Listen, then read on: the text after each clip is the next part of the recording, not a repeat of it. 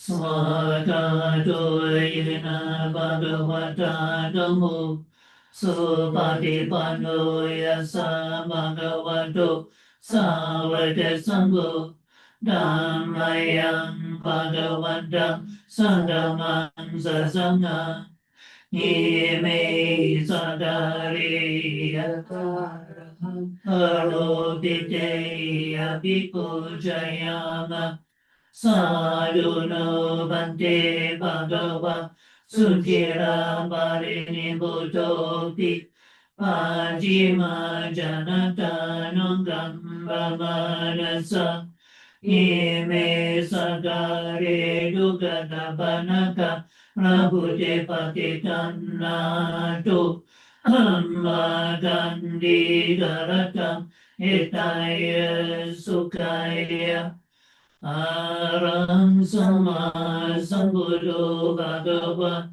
Buddhan Bhagavantang Abhivadi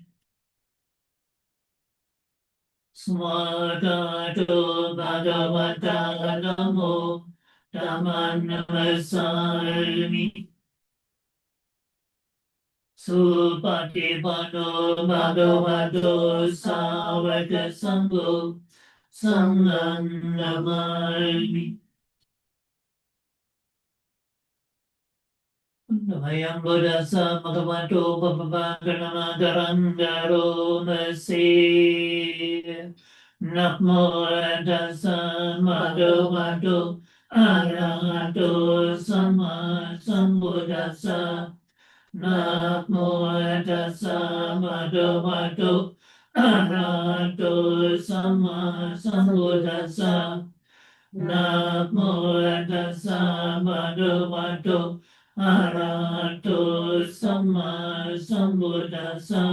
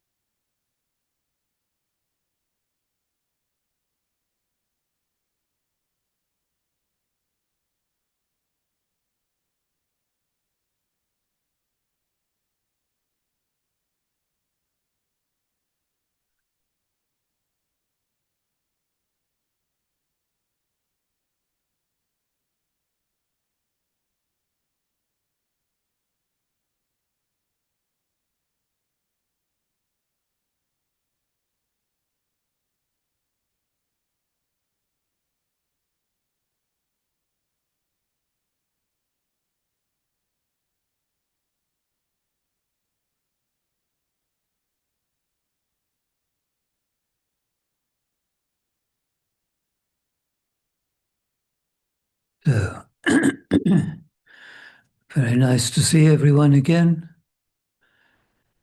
So please now compose yourselves. Everyone here, everyone online, sit up nicely, nice straight back, body and mind alert.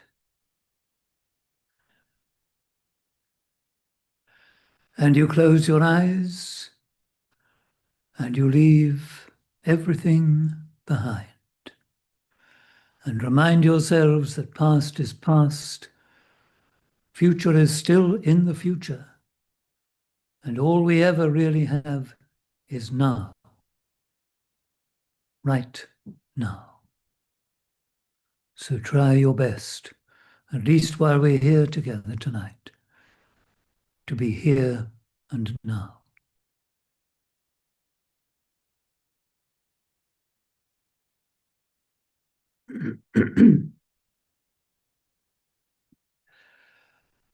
And we'll commence as usual by bringing to mind the Buddha,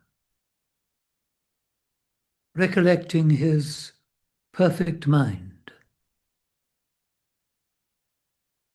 reminding ourselves that that mind of the Buddha's was not only clear of all defilement and corruption, but far away, far distant from anything of that kind, any form of greed, hatred, or delusion.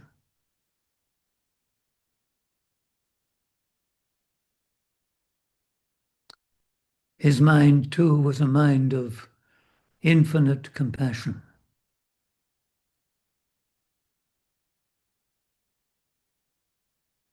An extraordinary and wonderful being, perfect in knowledge and conduct.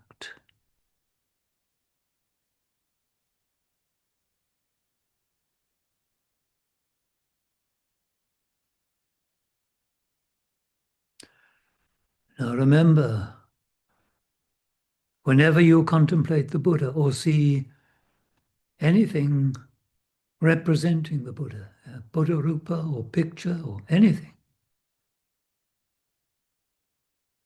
be inspired to do your best to cultivate your mind to be something like his. Do your best to cleanse your mind of all greed, hatred, and delusion, and free yourself of your suffering.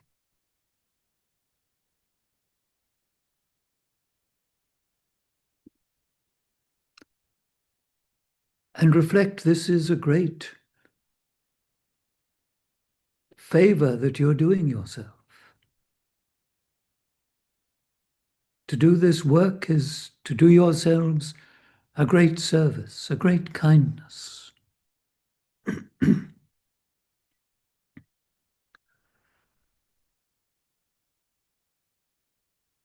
So be kind to yourself.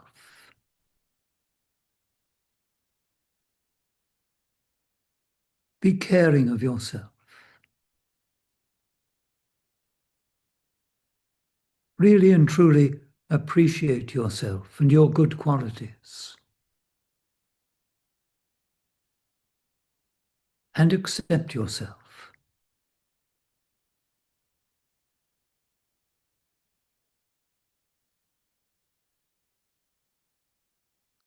And of course, in the same way, be kind to others, caring of them, appreciative of them too, and accept them.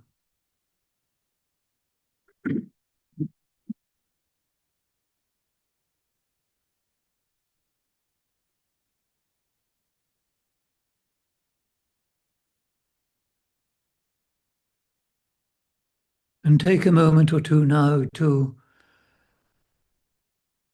just remind yourselves of the reality of your human condition.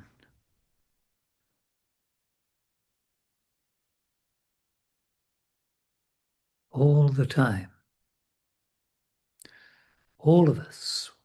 We're all getting older. Life hath but one direction, and time's its only measure.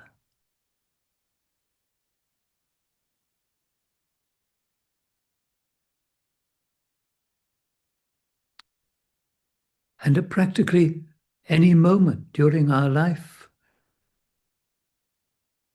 we can become unwell, catch something, or something go wrong in some part of our body, perhaps that we never thought about or even heard of.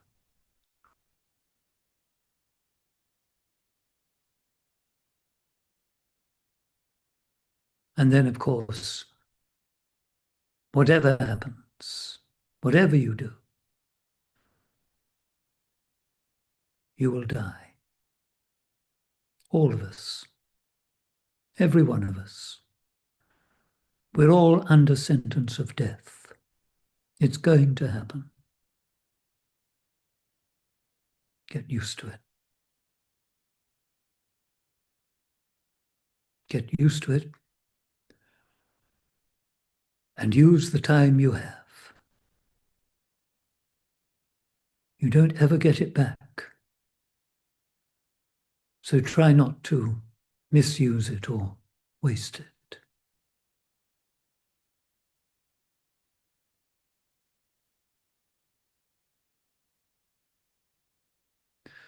So check that you're still sitting up well, determined to remain absolutely still throughout the evening, throughout the time we're together. And gather and concentrate your mind. And become mindful and aware, first of all, of your body, your physical presence.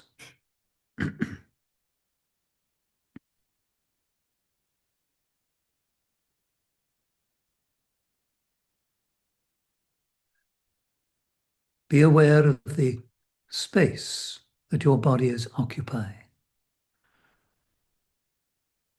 and of its solid nature.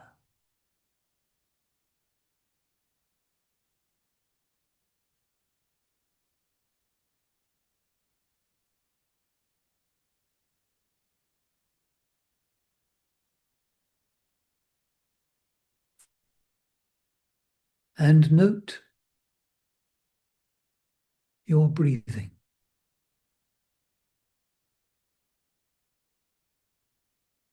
See where and how you are perceiving the breath.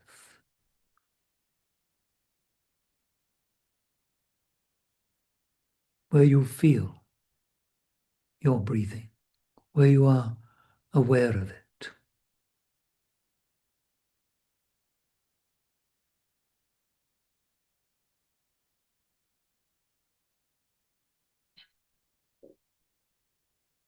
And fix your attention just there, so that now, every time you breathe in, you know that you're breathing in. Every time you breathe out, you know that breathing out.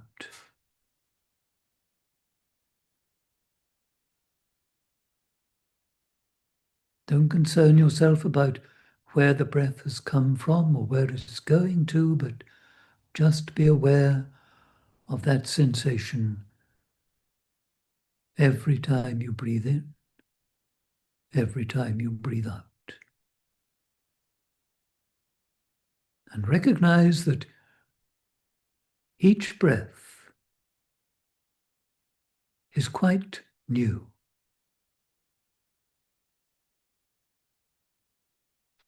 and different.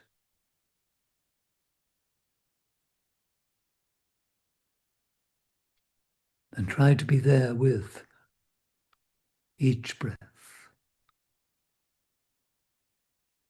And if there's any gap between the breathing out and the breathing in, or the breathing in and the breathing out, just wait.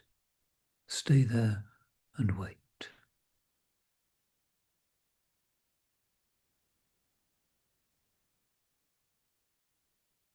Remember, when you catch your mind wandering, when you find yourself thinking or dreaming, as soon as you are aware of what's happening, be mindful and aware of that, and just observe, watch, and let it go. And find the breath again, and again establish your concentration on being mindful of each in-breath and each out-breath. And if you drift off again, as soon as you're aware of it, watch. Re-establish mindfulness. Observe and let go.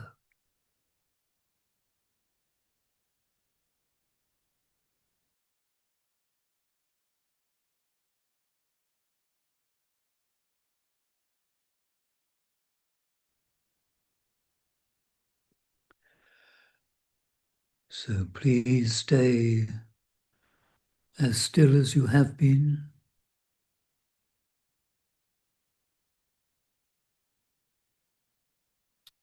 And during the next few minutes while I'm speaking, just do your best to cultivate the art of listening, just listening.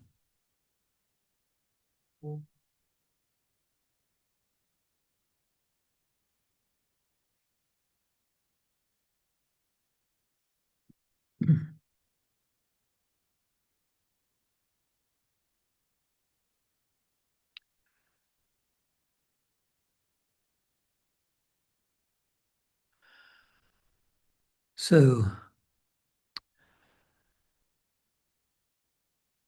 observing the floods around here in the last couple of days, my mind has turned to how often the Buddha spoke of the need to cross over to the further shore of Nibbana, to cross a great flood.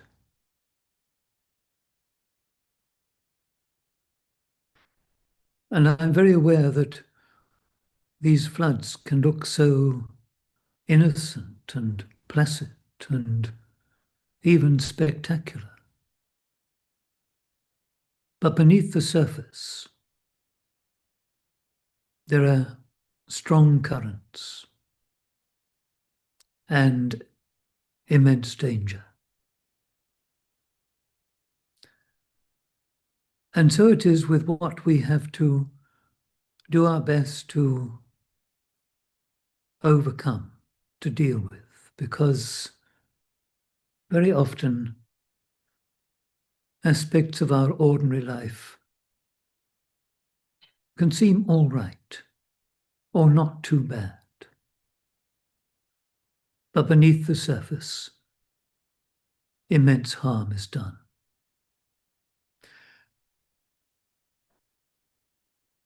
And we remain tied to this constant business of living and making the same old mistakes over and over again.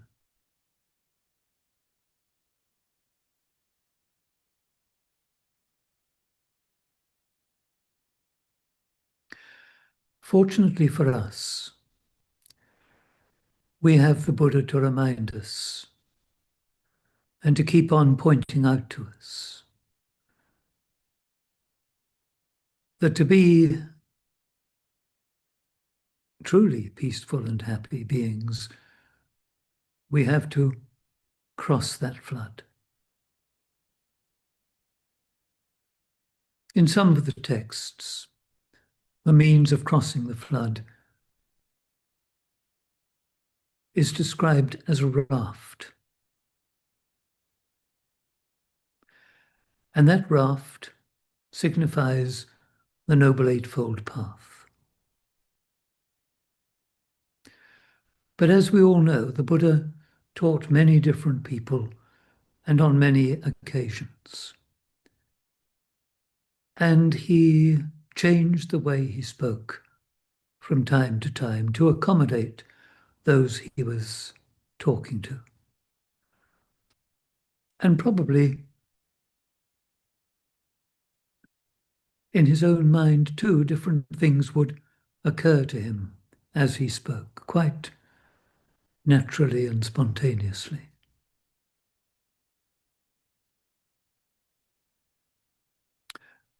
And so on at least one occasion, he referred to 5 things that needed to be given up, and 5 to be abandoned, and 5 more to be cultivated. Now we know that the Buddha spoke of attachment as a primary cause of our suffering. And we also know that he analyzed the human being as being composed of the 5 khandhas, or 5 aggregates. And he spoke of them as 5 aggregates of attachment, or rather that we attach to, and that we keep on thinking of as being me and mine. And it's that attachment that we need to be able to let go of. We need to come to an understanding of what really is happening.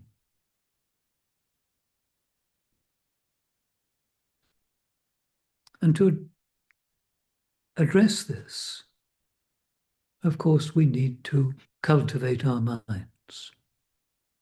Now, cultivating our minds involves concentrating our minds. And to concentrate our minds, we have to overcome what are referred to as the hindrances. Why are we not concentrating? Because our minds are inclining towards thoughts to do with pleasure, sometimes aversion and anger. Sometimes we're just dull. And for some reason, our minds are kind of overlaid with a fog that we can't dispel. And then at times our minds are just too busy. And at other times, we're not sure quite what to do. And not sure what to do, we end up doing nothing.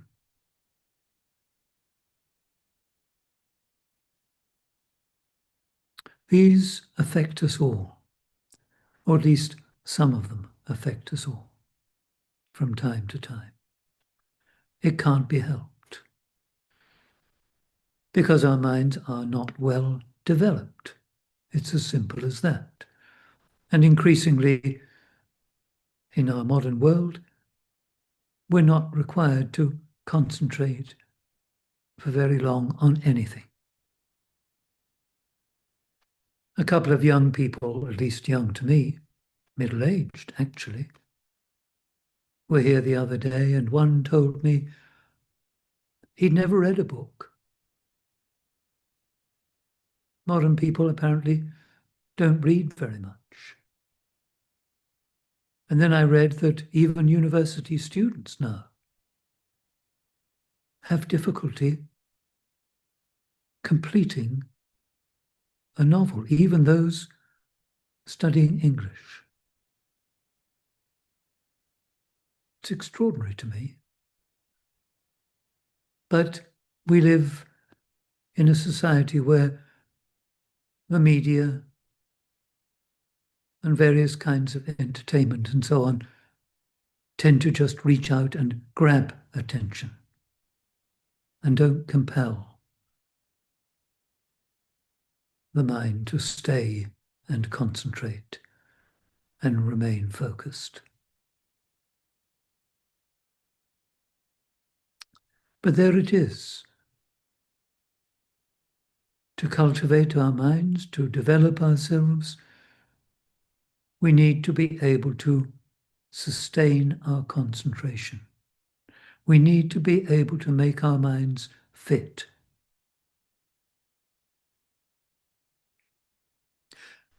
And also reasonably calm, reasonably quiet. We sometimes compare the state of our minds to a lake, to a flood. And while the water is whipped up and turbulent, we can't see very far into it at all. If there were a jewel at the bottom, we would never see it. But when the water calms down and becomes still.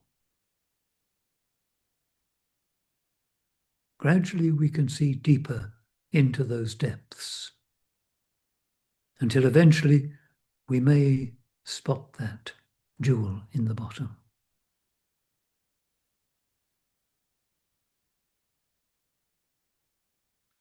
We have to do the same with our minds.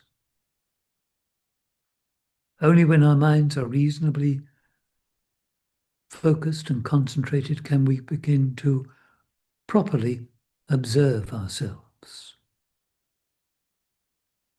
And it's only through observation, through a clear, detached observation, that we begin to see and know for ourselves the true nature of things. So we do have to do something about these hindrances. Our desire for pleasure, our anger and aversion, our dullness, agitation, doubt. Whatever comes up, whatever gets in the way, we have to deal with it.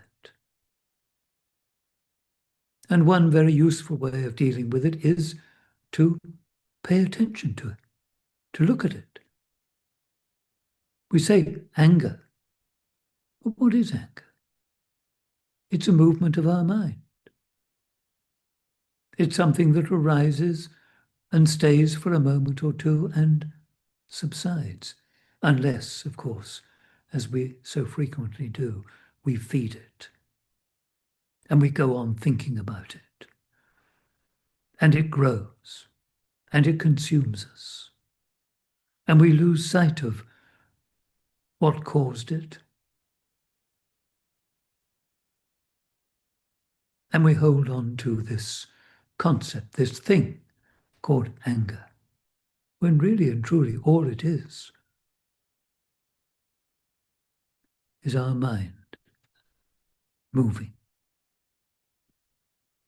and clinging and making a big fuss about something it ought to know better about.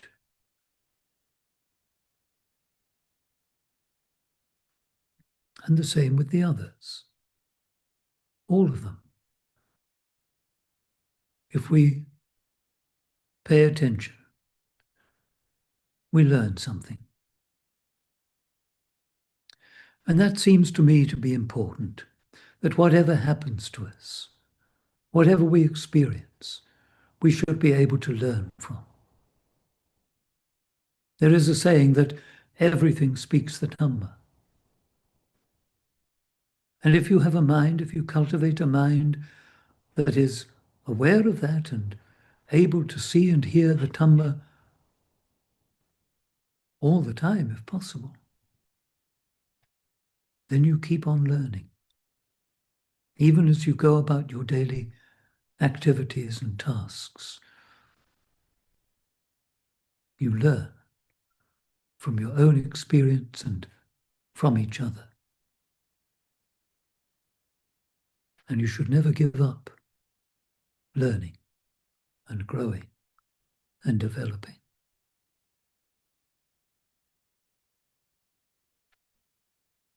And to enable that, to cultivate that growth and understanding, yes, you need mindfulness.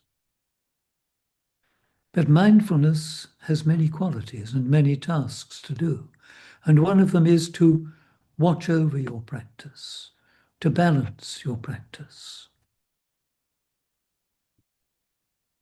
The Buddha once said, in answer to a question about how he overcame the flood, that he did it by not standing still and not hurrying.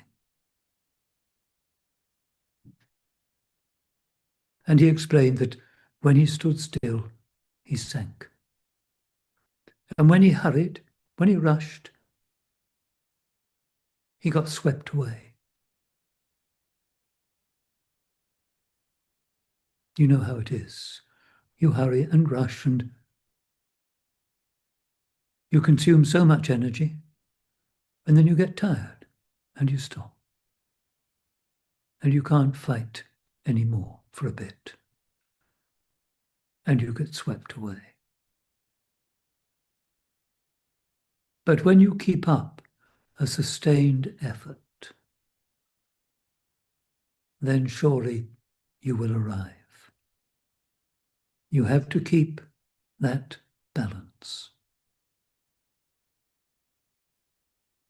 And mindfulness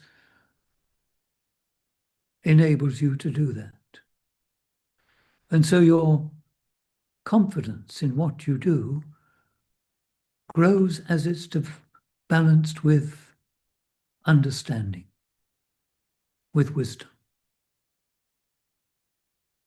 And your concentration when it's balanced with energy. If you have too much energy, you become frantic.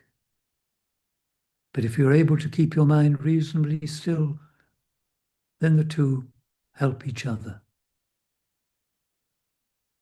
And you maintain a balance. And so you develop. These are the 5 to be cultivated. And these 5, when cultivated, take you along and enable you to cross that flood, that dangerous flood with its undercurrents, that flood that can so easily, if you're not careful, consume you and sweep you away.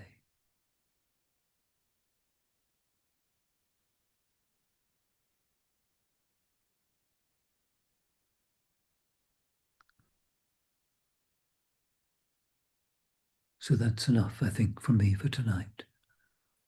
We'll sit for just a moment or two longer. And for these closing moments, just please let your mind rest with loving kindness, metta.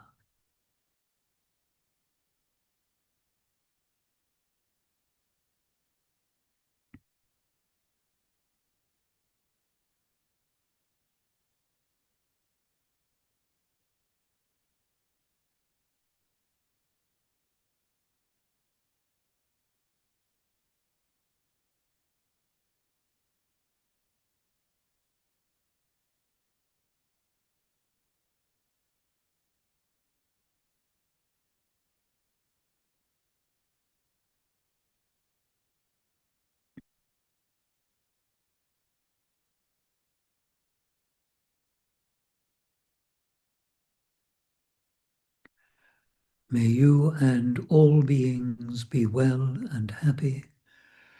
May you and all beings be free from all suffering. May you and all beings realize for yourselves the secure peace of Nibbana.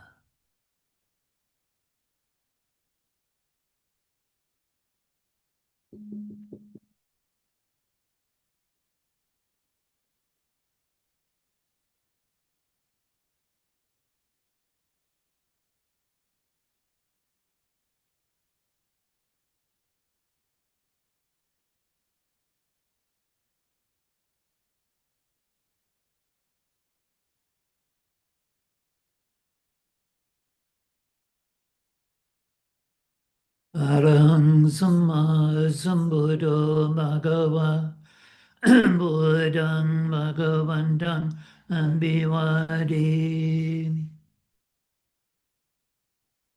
Swakato Bhagavanta Dhammo Dhammang Namasami. Subhatipano Bhagavato Savaka Sangho Sanghang Namami.